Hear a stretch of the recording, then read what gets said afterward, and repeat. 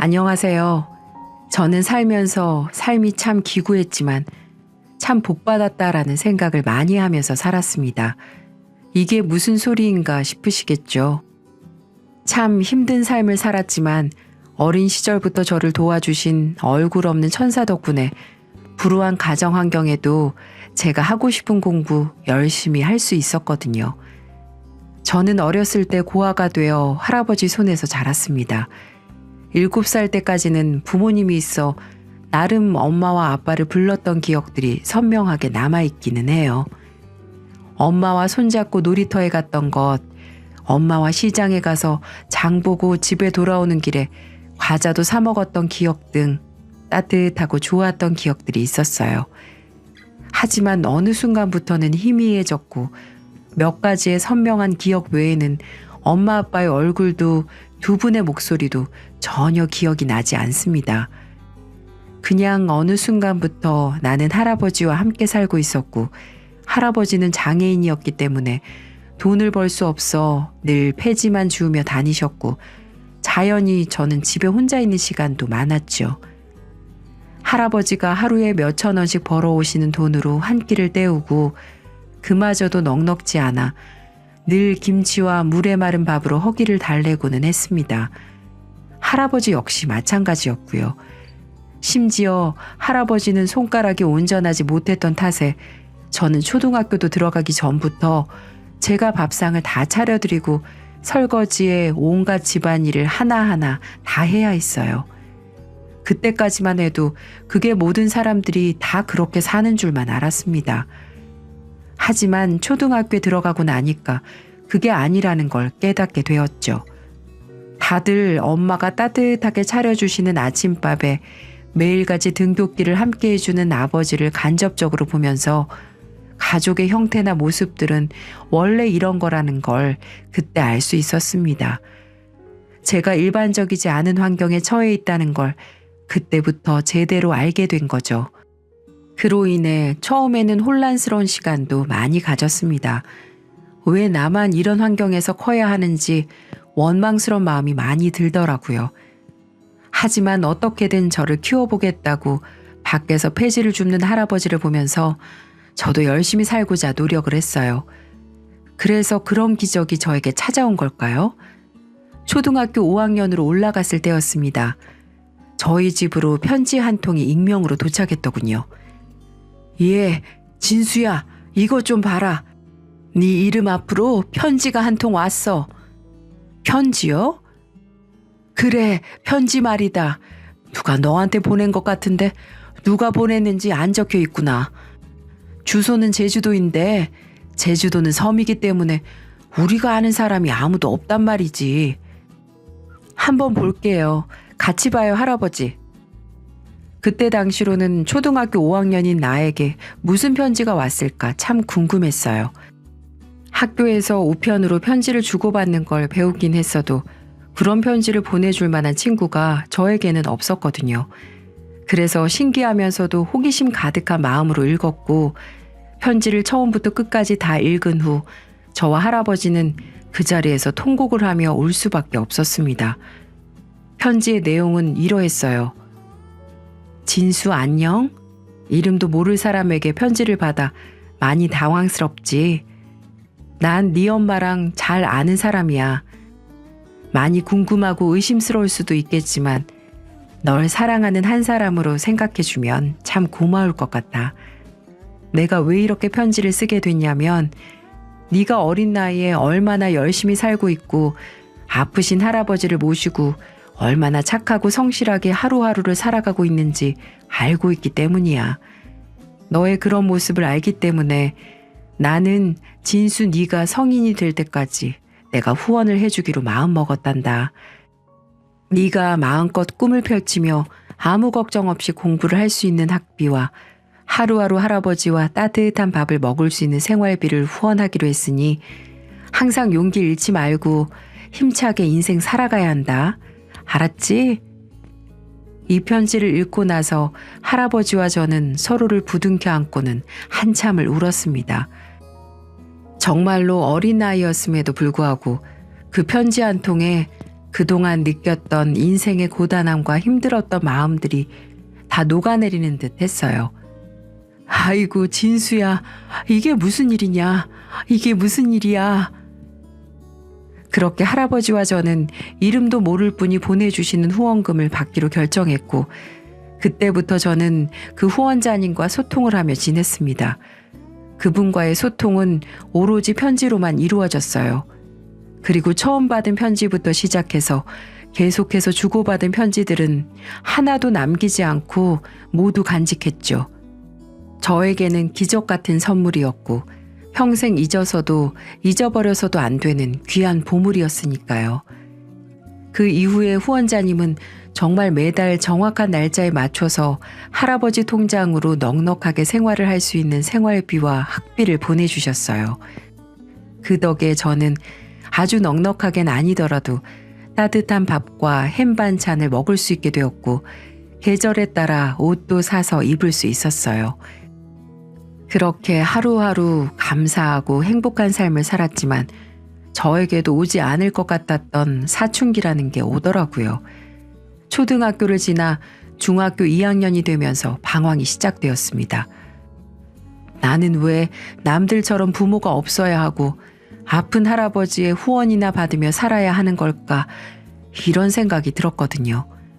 나도 엄마 아빠라는 말도 해보고 싶고 집에 친구들을 데리고 와서 하루 종일 컴퓨터 게임하며 놀고 싶은데 하물며 내 방에, 내 침대에, 내 컴퓨터에 큰 텔레비전과 멋진 아빠의 자동차도 있으면 좋겠다는 생각을 하면서 그중 어떤 것도 누릴 수 없는 저의 삶이 너무 비참하게만 느껴졌습니다. 그때부터는 정말 후원자님께 편지도 보내지 않고 편지가 오더라도 아예 읽어보지도 않으면서 시간을 보냈어요. 할아버지도 마음을 잡지 못하고 계속해서 집 밖을 걷도는 저를 보며 많이 힘들어 하셨고요. 학교에서 사고도 많이 치는 바람에 할아버지께서 불려오신 적도 많이 있었습니다. 이 녀석아, 정신 안 차릴래? 갑자기 왜 이러는 게야? 너 이 해랩이 죽는 걸 보고 싶어서 그러는 거냐? 왜 이렇게 안 하던 짓으로 속을 썩여? 왜? 몰라. 다 싫어. 정말 너무너무 다 싫어 죽겠어. 할아버지, 왜 나는 엄마 아빠가 없어? 왜 나는 아파서 아무것도 못하는 할아버지만 있는 거야? 왜 나는 집에 와서 맨날 밥만 해야 하고 허름한 집에서만 살아야 하는 거야? 친구들한테 쪽팔려서 집도 못 알려주겠다고. 지금 그걸 말이라고 해? 네가 지금 무슨 복을 받고 있냐? 우리보다 힘들게 사는 사람들이 얼마나 많은데 너는 무슨 복이 타고나서 학비도 생활비도 다 공짜로 받아 먹으며 밥 먹고 학교 다니며 살고 있는데 다른 애들은 엄마 아빠랑 같이 살면서 그냥 그 자리에서 용돈 받으면서 살아. 나만 없어. 나만. 내가 부를 수 있는 엄마도 없고 좋은 차 타고 학교 앞으로 데리고 와줄 아빠도 없다고. 맨날 다 찢어진 옷만 입고 다니는 할아버지밖에 없잖아. 나는 이제 이름도 얼굴도 모르는 사람한테 돈이나 받는 거 싫어. 너무너무 싫어. 할아버지도 싫고 다 싫어. 저는 할아버지에게 비수가 되는 말들을 매일매일 했습니다. 자꾸만 반복되는 일상에 저는 더 밖으로 겉돌았고 매일매일 사고를 쳤어요. 그러다가 큰 사고가 하나 일어나게 되었습니다. 그날도 제가 친구들과 밖에 나가 다른 학교 학생들과 패싸움을 하게 되었어요. 그 사실을 학교에서 알게 되어 패싸움을 한 모든 학생들이 다 징계를 받게 되었고 부모님까지 모두 학교로 오셔야 하는 상황이 되었죠. 그리고 그로 인해 저는 할아버지를 잃을 뻔했습니다. 패싸움에 가담한 모든 학생들과 학부모님이 모여야 하는 날 할아버지는 학교로 오시는 길에 교통사고를 당하셨어요. 꽤나 크게 부딪혔기 때문에 할아버지는 곧바로 위급한 상황으로 응급실로 실려가게 되었고 그 소식을 저는 학교에서 들어야 했죠.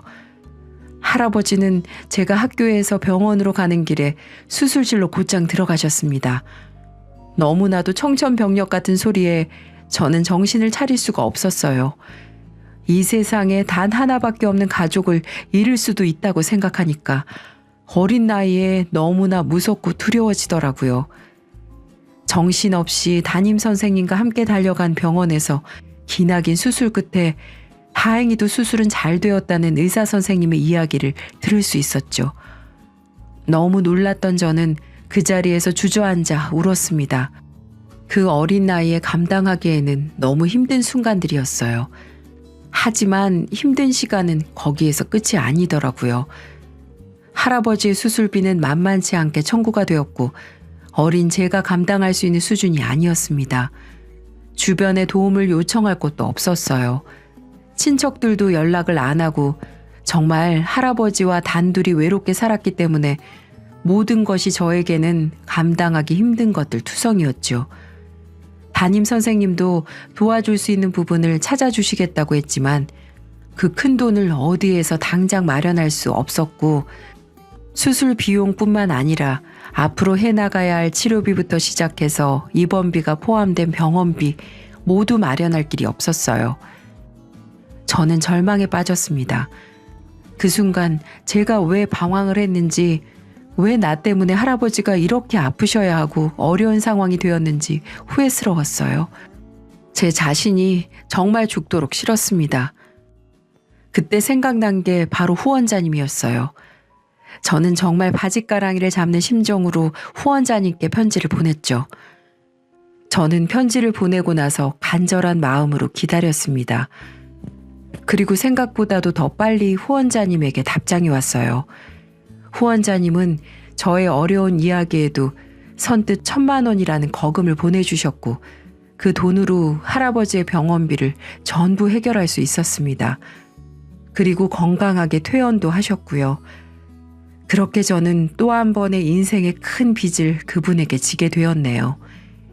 그때부터는 저도 다시 정신이 차려지면서 더 악착같이 살아야겠다는 생각이 들더군요.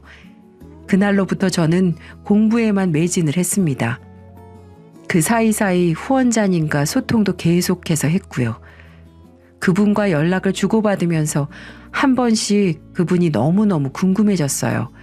누구신지 꼭 뵙고 싶었거든요. 그래서 한 번은 편지를 통해서 만나고 싶다는 의지도 비쳤죠.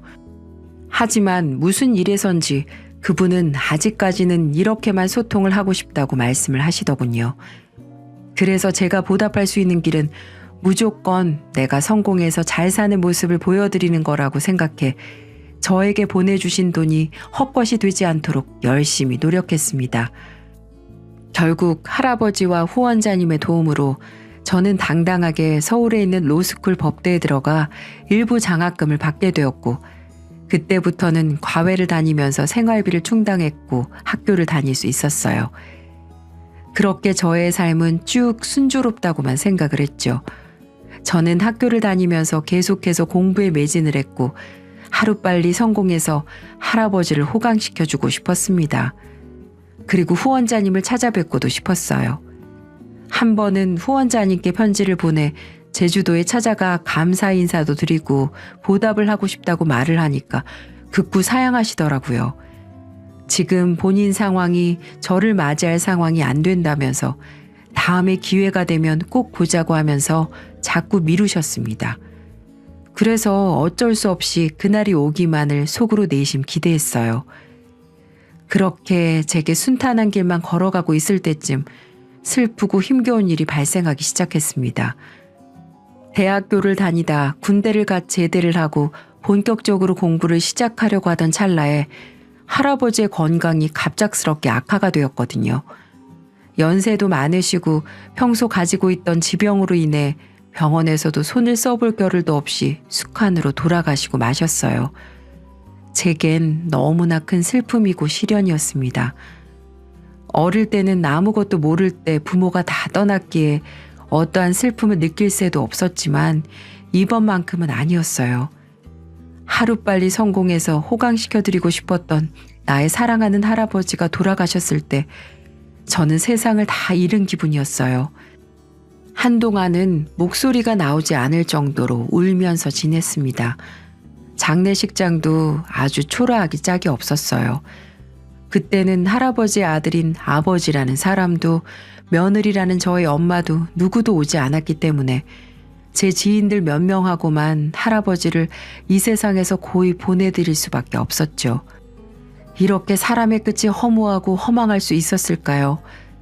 평생을 자식 대신에 손자 키우며 힘들게 살아온 우리 할아버지는 결국 손자의 제대로 된 효도 한번 받아보지 못하고 평생을 뒷바라지만 하다가 돌아가셨어요. 그때는 더더욱 저의 부모라는 사람들이 원망스럽더군요. 하지만 저는 할아버지의 희생이 헛된 것이 되지 않기 위해 더더욱 열심히 공부를 했습니다.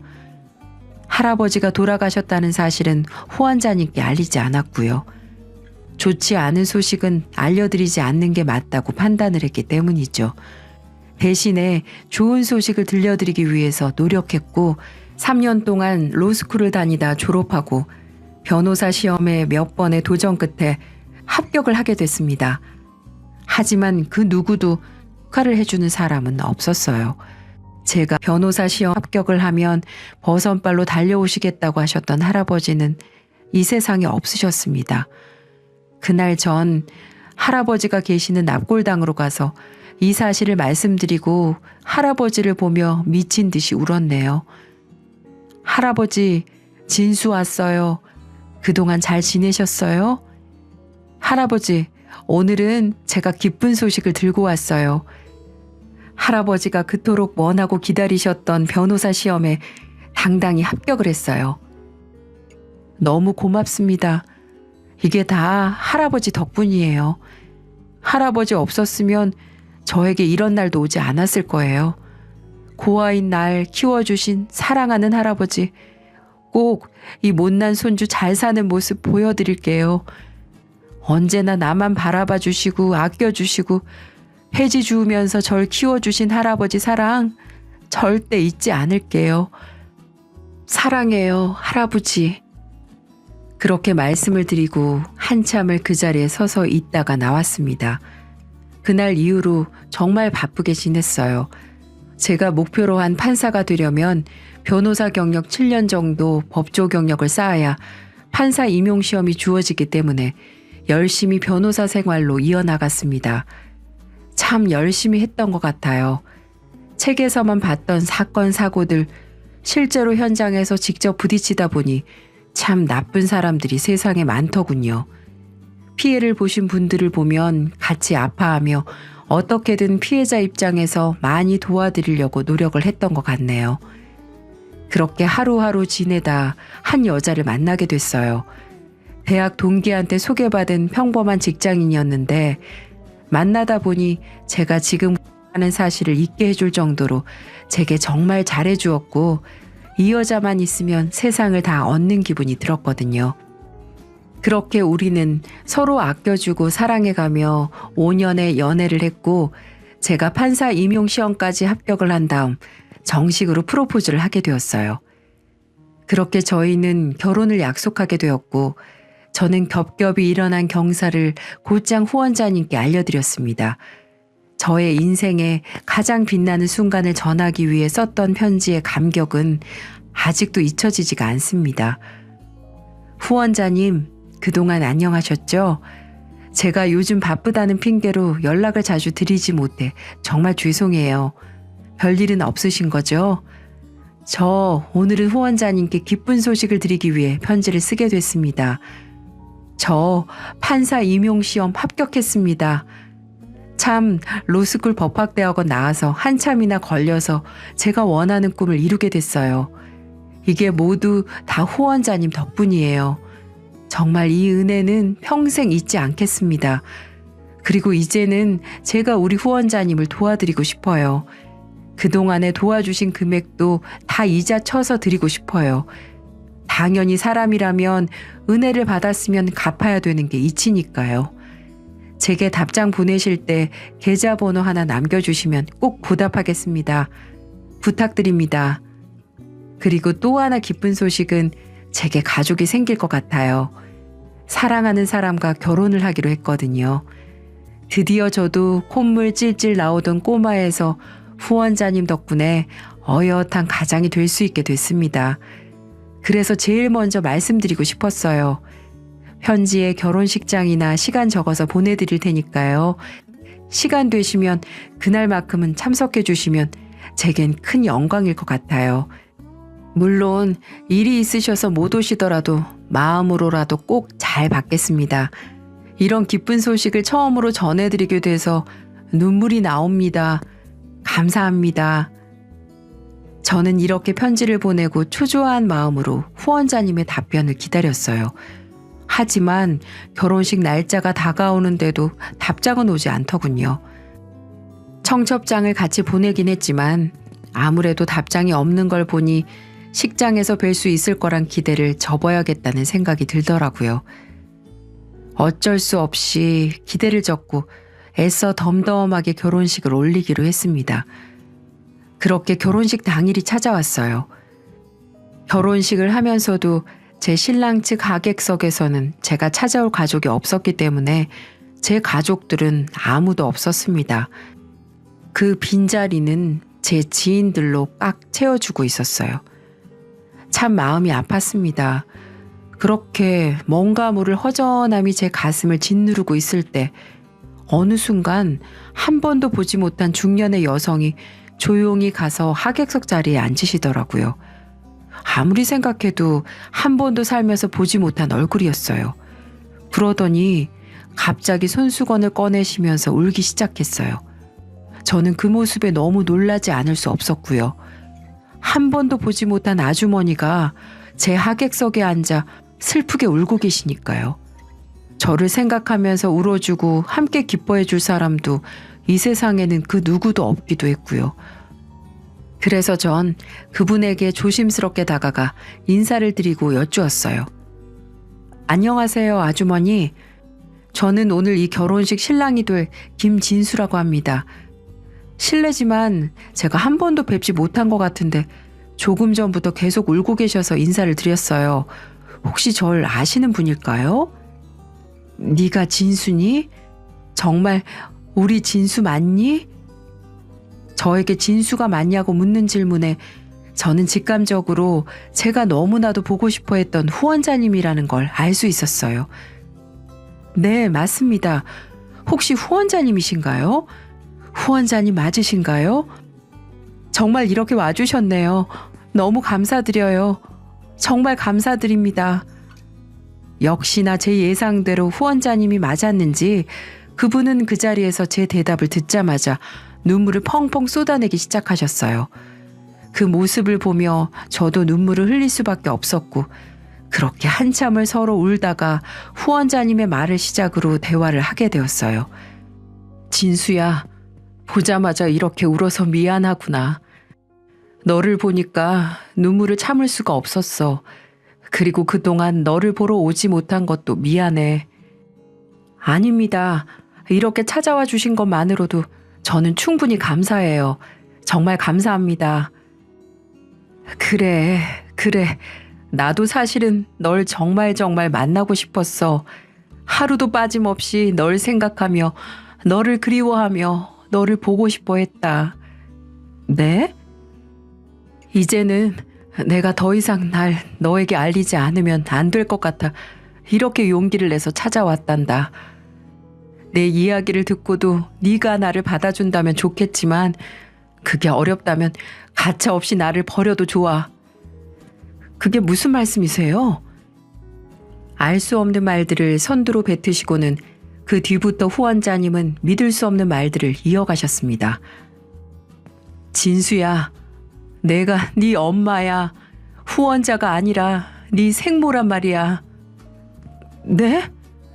아니 무슨 말씀을 하시는 거예요? 진수야, 실은 내가 너를 버린 네 엄마다. 천벌을 받아도 시원찮은데 그래서 네 앞에 다시는 나타나면 안 된다는 걸 알면서도 너를 찾아왔어. 네? 엄마요? 정말 제 엄마세요? 그래. 다른 날은 아니더라도 우리 아들 결혼식 하는 모습 보고 싶어서 왔어. 네 편지를 받고 얼마나 가슴을 치며 울었는지 몰라. 답장을 보내지 않은 것도 보내지 않은 게 아니라 이런 말들을 도저히 편지로 쓰질 못하겠더구나. 그래서 용기 내서 오게 됐단다. 정말 우리 아들 많이 컸구나. 대견하다, 대견해. 정말 고맙다. 네, 정말 제 어머니라면. 근데 왜 이제야 찾아오신 건데요? 어머니라고 하시면 후원금을 보내지 말고 직접 찾아왔으면 됐잖아요. 제가 얼마나 엄마가 그립고 보고 싶었는지 알아요? 친구들이 어릴 때 항상 엄마라고 부를 때 전 살면서 한 번도 엄마라는 이름을 불러본 적이 없어요. 근데 이제 와서 엄마라고 나타난 이유가 뭔데요? 꼭 이렇게까지 하셨어야 했어요? 그렇게 식장이 떠나갈 듯 제가 울분을 토하자 식장 안에 있던 모든 하객들이 저희를 주시하기 시작했습니다. 네 아빠와 결혼하고 나서 나 단 한순간도 행복했던 적이 없었어. 아니, 행복한 순간은 있었지. 바로 너를 낳고 너를 보는 순간에는 정말 행복했어. 하지만 나에게는 그걸 포기할 수밖에 없었을 만큼 힘들고 고통스러운 일이 있었단다. 너희 친아버지는 결혼 후 매일같이 나를 괴롭히고 때리기 시작했고 시도 때도 없이 바람을 피우는 건 물론이고 허구한 날 도박에 이 애미를 사람으로 취급도 안 했어. 널 놔두고 도망간 그날도 죽을 만큼 맞다가 이렇게 살다간 정말 죽을 것 같아서 다 자고 있을 때 야반도주하듯이 도망 나올 수밖에 없었단다. 그때 널 데리고 나오고 싶었지만 난 그때 어디서 지낼 곳도 가진 돈도 없었기 때문에 그렇게 하지도 못했어. 지금 생각하면 아무리 힘들더라도 널 그곳에서 데리고 나왔어야 했는데 내가 정말 미안하구나. 그때는 너무나 두려움이 커서 아버지의 흔적이 조금도 남아있지 않은 이 제주도로 도망을 가게 된 거였어. 그래도 널 버린 건 사실이나 마찬가지니까 이 못된 엄마 마음껏 욕하고 미워해도 좋아. 하지만 난 그 집을 나오면서도 하루도 마음 편히 다리 뻗고 자본 적이 없었어. 널 한순간도 잊어본 적도 없고 그것만 제발 알아주길 바란다. 그럼 뒤늦게 제가 5학년 때 연락을 하시게 된 건데 그때 다시 나타나면 되셨잖아요. 말을 들어보니 어머니에게도 사정이 있으셨어요. 어머니의 말로는 그곳에서 골프장에서 캐디로 일을 하다가 좋은 남자를 만나 재혼을 하게 되었다고 했어요. 그분은 엄마가 재혼이라는 걸 알면서도 받아주신 고마운 분이라고 하셨고요. 어머니의 상처를 감싸주고 아픔을 달래주었다고도 했어요. 그 이후 가정을 꾸리고 아이도 둘이나 낳으셨다고 합니다. 하지만 그러면서도 저를 하루도 잊을 수가 없어 매일을 그리워하셨다고 합니다. 그래서 이혼을 요구당할 각오로 재혼한 남편에게 저에 대해 말을 했고 그분은 한 가지 제안을 하셨다고 하더라고요. 어머니에게 절 후원을 해주자고요. 그 돈을 그분이 지원해주겠다고 하셨다네요. 그러면서 대신 엄마의 존재를 알리지 말고 매달 후원금을 보내자고요. 그 이유는 엄마라고 밝히면 제가 혹시라도 나도 엄마와 같이 살게 해달라고 말을 할까봐 그렇게 말씀을 하셨다고 하네요. 그 아저씨 입장에서는 당연히 그건 곤란한 일이었겠죠. 왜냐하면 그 아저씨에게도 어머니와의 사이에서 태어난 어린 자식이 2명이나 있었으니까요. 그 조건으로 저를 후원해 주시겠다고 했고 어머니 입장에서는 옆에 할아버지가 계시니 생활비를 보태준 것만으로도 제게 큰 힘이 될 수 있을 것 같아 동의했다고 했습니다. 그리고 내가 네가 그리운데도 불구하고 찾을 수 없었던 이유는 훌쩍 떠나버린 내가 재혼을 한 상태로 네 앞에 나타나면 네가 방황을 할까 봐 걱정되기 때문이었어. 그리고 사실 네 친부를 다시 마주치게 되면 어쩌나 이런 두려움도 컸고 그래서 그런 거란다. 정말 미안하구나, 진수야. 그제서야 저는 모든 진실을 알게 되었고 모든 게 실감나면서 곧장 엄마를 부둥켜 안고 한참을 울었습니다. 말 그대로 눈물, 콧물 다 쏟아가며 한참을 엄마를 껴안고 있었어요. 세상에 태어나 처음인 것처럼 느껴지는 엄마의 품은 너무나도 따뜻하더군요. 그리고 한 가지 더 이야기할 게 있어. 실은 이 결혼식 오기 전에 네가 결혼할 거라고 얘기를 했어.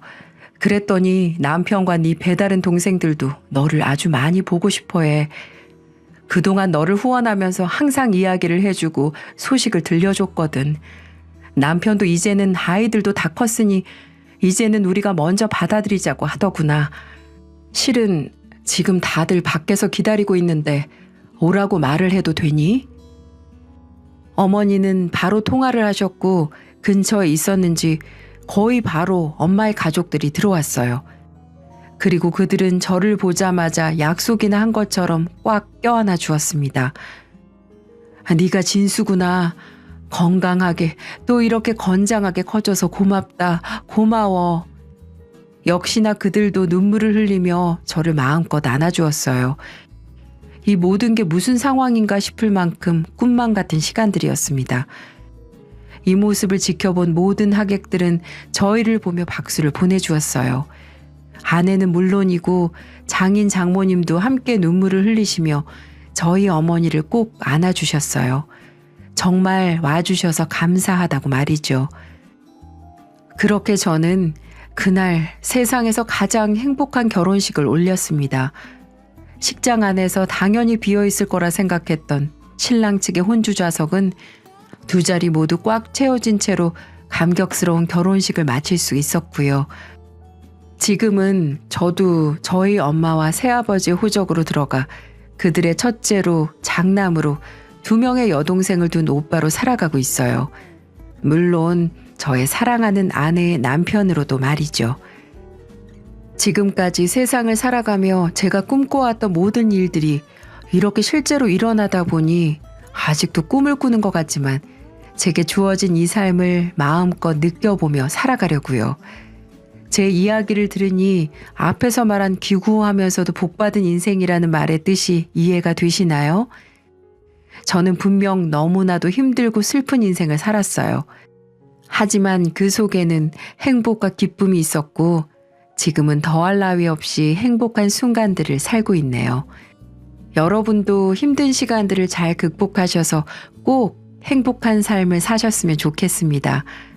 하늘에 계신 할아버지가 너무 보고 싶은 하루이기도 하네요. 할아버지, 지금 다 보고 있지? 나도 이제 가족이 생겼어. 이젠 더 이상 혼자가 아니라고. 이게 다 할아버지가 절 하늘에서 지켜준 덕분이에요. 할아버지, 너무 보고 싶어요. 사랑합니다. 오늘도 함께 해주신 여러분, 감사합니다.